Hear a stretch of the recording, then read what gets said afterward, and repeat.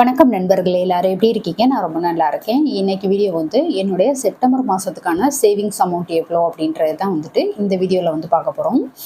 நான் வந்து எப்படியெல்லாம் வந்து பணம் சேமிக்கிறேன் அப்படின்றது எல்லாமே இந்த வீடியோவில் வந்து சொல்லுவேன். இதில் வந்துட்டு பார்த்தீங்கன்னாக்கா ஒரு முக்கியமான ஒரு சேவிங்ஸ் வந்து சொல்லுவேன். அது கொஞ்சம் சின்ன பிள்ளைத்தனமாகவும் இருக்கும். உங்களுக்கு சிரிப்பு வந்தால் சிரிச்சிருங்க. பட் வந்து தப்பாக எடுத்துக்காதீங்க. இந்த சேவிங்ஸ் பற்றி நீங்கள் தப்பாக எடுத்துக்காதீங்க. கண்டிப்பாக அது என்ன அப்படின்றத வந்து வீடியோ ஸ்கிப் பண்ணாமல் பாருங்கள். ரொம்ப இன்ட்ரெஸ்டிங்காக இருக்கும். போன மாதம் பார்த்தீங்கன்னாக்கா நம்மளுடைய டார்கெட் அமௌண்ட் நம்ம வந்து ஏற்கனவே செப்டம்பர் மாதத்துக்கான மணி சேவிங் சேலஞ்ச் வந்து போஸ்ட் பண்ணியிருந்தோம். அதில் டார்கெட் அமௌண்ட்டாக 2000 ரூபாய் வந்து ஃபிக்ஸ் பண்ணியிருந்தோம். அதை வந்து ஒரு 10 நாளுக்குள்ளேயே ஃபஸ்ட்டு ஒரு 10 நாளுக்குள்ளேயே நான் வந்து ரீச் பண்ணி முடிச்சிட்டேன். 2400 ரூபாய் வரைக்கும் சேவ் பண்ணியிருந்தேன். அதில் வந்து பார்த்தீங்கன்னா இது தனியாகவும் ஒரு வீடியோவாக நான் போஸ்ட் பண்ணியிருந்தேன். அது பார்க்காதவங்களுக்கு டிஸ்கிரிப்ஷனில் வந்து லிங்க் கொடுக்குறேன், கண்டிப்பாக பாருங்கள். ஃபஸ்ட்டு ஒரு 10 நாளுக்குள்ளே என்னால் எப்படி வந்து இந்த அமௌண்ட்டை ரீச் பண்ண முடிஞ்சுது, எப்படியெல்லாம் வந்து நான் சேமித்தேன் அப்படின்றது எல்லாமே வந்து அதில் சொல்லியிருப்பேன். அதில் பார்த்தீங்கன்னா ஒரு சிஸ்டர் வந்து பென்னு சம்மந்தப்பட்ட ஒரு கமெண்ட் வந்து பண்ணியிருந்தாங்க. இதுதான் அந்த பென்னு. இது வந்து ஒரு சிமெண்ட் கம்பெனியிலேருந்து வந்து கொடுத்தது. எங்கள் வீட்டுக்காரங்க சிவில் இன்ஜினியர்ன்றதுனால சிமெண்ட் வந்து ஆர்டர் பண்ணுவாங்க இல்லையா, அதில் வந்துட்டு ஒரு 20 பென்னுக்கிட்ட வந்து கிஃப்ட் மாதிரி கொடுத்துருந்தாங்க. அது வந்து வீட்டில் கொண்டு வந்து கொடுத்தப்போ நான் எங்கள் தெருவில் உள்ள பசங்களுக்கெலாம் கொடுத்தது போக மிச்சம் வந்து இருக்குது. நம்ம நல்ல பெண்ணாகவே வந்து எல்லாத்துக்கும் வாங்கி கொடுப்பேன். இருந்தாலும் வந்துட்டு இது நல்லா எழுதுது, நல்லா இருக்கே அப்படின்றதுனால எல்லாத்துக்குமே கொடுத்தேன். அது போக மிச்சம் இருந்தது தான் வந்து நான் வந்து யூஸ் பண்ணிகிட்ருக்கேன். இதில் வந்து காட்டினதை வச்சு அந்த சிஸ்டர் வந்து சொல்லியிருந்தாங்க. நான் அதை வந்து ஸ்க்ரீன்ஷாட்டில் கொடுக்குறேன். இந்த எழுதுகோள் பார்க்குறப்பவே தெரியுது நீங்கள் எப்படி சேவ் பண்ணுவீங்க அப்படின்னு சொல்லிட்டு. இது வந்து சேமிக்கிறதுக்காக நான் பண்ணலை. என்கிட்ட எக்ஸ்ட்ராவாக இவ்வளோ பென் இருக்குது அப்படின்றதுக்காக நான் வந்து அதை வந்து எடுத்து பயன்படுத்தினேன். மத்தபடி அது வந்து சேவிங்ஸ் அப்படின்றதெல்லாம் இதில் வந்து வராது. அதுக்கடுத்து வந்து பார்த்தீங்கன்னாக்கா ஒரு கலரில் வந்து ரூபா நோட்டு சேமிக்கிறது. அது வந்து ஏற்கனவே நான் போட்டேன். இந்த 10 நாள் சேவிங்ஸ் வீடியோலேயே வந்துட்டு நான் சொல்லியிருப்பேன் ஒரு சீக்ரெட்டான விஷயம் அப்படின்னு சொல்லிட்டு. அதாவது ஒரே கலரில் வந்து ரூபா நோட்டு சேர்க்குறது. அதை வந்து பண்ணுறப்போ நிறைய சேமிக்க முடியுது அப்படின்றது மாதிரி நிறைய பேர் வந்து கமெண்ட் பண்ணியிருந்தீங்க. உண்மையாகவே எனக்கு ரொம்ப சந்தோஷம்.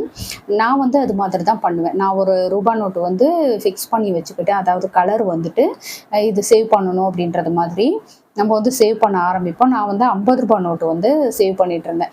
நான் காட்டின நேரமும் என்னமோ தெரில, எனக்கு அதுக்கடுத்து 50 ரூபாய் நோட்டே கிடைக்கல. பரவாயில்ல, கிடைக்கிறப்போ நான் வந்து சேவ் பண்ணிக்கலாம் அப்படின்றது மாதிரி விட்டுட்டேன்.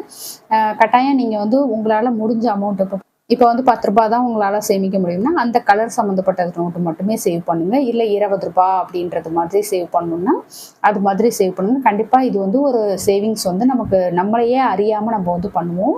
அது நல்லா ஒர்க் அவுட் ஆகுது அப்படின்னு சொன்னதுனால நான் இந்த வீடியோலையுமே வந்து மென்ஷன் பண்ணியிருக்கேன்.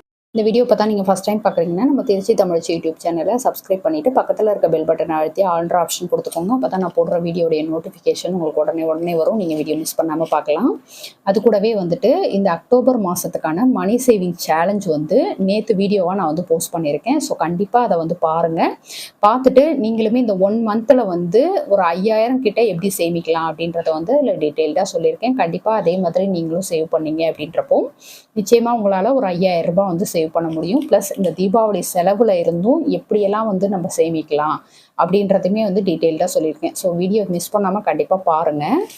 அதுக்கடுத்து இந்த மாதம் அப்படின்றது பார்த்திங்கன்னா எனக்கு சில்லற சேமிப்பு 500 ரூபாய் வந்து சேவ் பண்ண முடிஞ்சிருந்தது. 500 ரூபாய்க்கு மேலே இருந்தது. நான் ரவுண்ட் ஆஃப் பண்ணி 500 ரூபாய் எடுத்துகிட்டு போயிட்டு மளிகை கடையில் கொடுத்து சில்லற மாற்றினேன். அதில் எனக்கு அந்த லக்கி நம்பர் நோட்டு வந்து கிடச்சிது. ரொம்ப ரொம்ப ஹாப்பி ஆகிடுச்சு. இப்போ காட்டுறேன் உங்களுக்கு. இந்த 500 ரூபாய் நோட்டு பாருங்கள், 786 அப்படின்னு சொல்லிட்டு எனக்கு இது கிடச்சிது. அந்த சில்லற பைசா கொடுத்துட்டு நான் வந்து ரூபா நோட்டாக கேட்குறப்போ எனக்கு வந்து இந்த நோட்டு கொடுத்த விட்டு டபால்னு அப்பா நமக்கு வந்து லக்கி நம்பர் கிடச்சிருச்சு அப்படின்றது மாதிரி ரொம்ப ஹாப்பி ஆகிட்டு இது வந்து எடுத்து வச்சிட்டேன். இது வந்து ஒரு கலெக்ஷனாகவே நான் வச்சுருக்கிறேன்.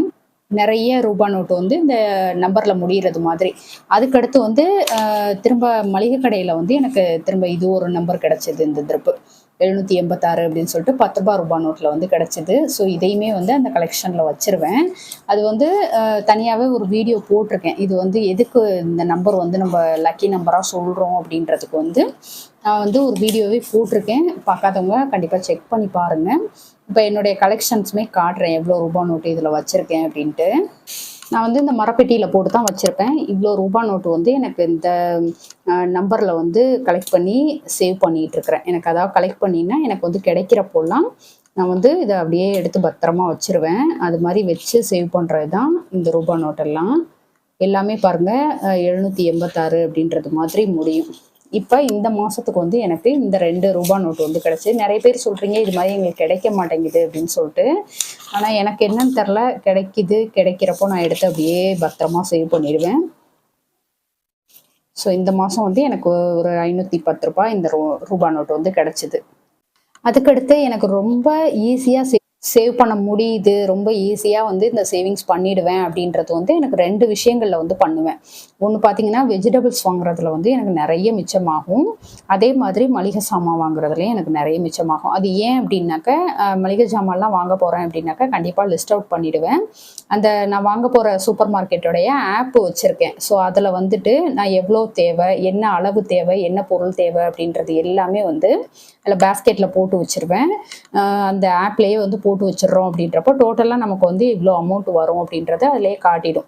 ஸோ அது மாதிரி வந்து வாங்குறதுனால எக்ஸ்ட்ராவாக எதுவும் தேவைப்படுறது அப்படின்றது வந்து வாங்க மாட்டேன். அதாவது தேவையில்லாத விஷயம், கண்ணில் பார்க்குற விஷயம் அப்படின்றது மாதிரி எதுவுமே எடுக்க மாட்டேன். எனக்கு என்ன தேவை, வீட்டில் என்ன காலியாக இருக்குது அப்படின்றத பார்த்துட்டு இந்த ஆப்பில் வந்து சூஸ் பண்ணி வச்சுப்பேன். அப்படின்றப்போ எனக்கு வந்து ஈஸியாக இருக்கும். ஸோ அதில் வந்து ஒரு அமௌண்ட் வந்து சேவ் பண்ண முடியும். இதுவே நேரில் போயிட்டு நம்ம எடுக்கிறோம் அப்படின்றப்போ பார்த்தீங்கன்னா, கட்டாயம் இது தேவைப்படும், அது தேவைப்படும்னு சொல்லிட்டு எக்ஸ்ட்ரா ஒரு 4 ஜாமான் வந்து எடுத்து போடுறது மாதிரி இருக்கும். ஸோ அதை வந்து தவிர்க்கிறதுக்கு நான் வந்து இப்படி பண்ணுவேன். அதுக்கடுத்து பார்த்தீங்கன்னாக்கா, ஃபஸ்ட்டு வீக்கில் வந்து ஒரு 400 ரூபா கொடுத்தாங்க. இப்போ வீடியோவில் வந்து நான் ஓப்பனாக சொல்லிடுறதுனால, நீ இவ்வளோ தானே அமௌண்ட்டுக்கு வாங்குற அப்படின்றது மாதிரி ரொம்ப கம்மி பண்ணிட்டாங்க இந்த மாதம் எனக்கு. ஃபஸ்ட்டு வந்து ஒரு 400 ரூபா கொடுத்தாங்க. அதுலேயுமே 80 ரூபா வந்து சேவ் பண்ணிட்டேன். அதுக்கடுத்து வந்து ரொம்ப கம்மியாக 350 தான் கொடுத்தாங்க. அதுலேயுமே வந்து 100 ரூபா சேவ் பண்ணேன். சேவ் பண்ணிவிட்டு மிச்சம் 250 ரூபா அப்படின்றது.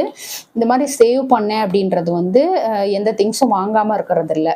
நான் வந்து என்னென்ன தேவை இப்போ பார்த்தீங்கன்னா, இந்த 400 ரூபா கொடுத்தப்போ வெங்காயம், அதுக்கடுத்து வந்து பெரிய வெங்காயம், இந்த மாதிரி விஷயங்கள்லாம் வாங்கிடுவேன். வாங்கி வச்சிடுறதுனால அதுக்கு அடுத்த வாரம் பார்த்தீங்கன்னா, வெறும் காய் மட்டும் வாங்குறது மாதிரி இருக்கும். ஸோ அது மாதிரி மிச்சமாறது. அதுக்கடுத்து இப்போ பூண்டு வந்து நிறைய வாங்கி வச்சுட்டேன்.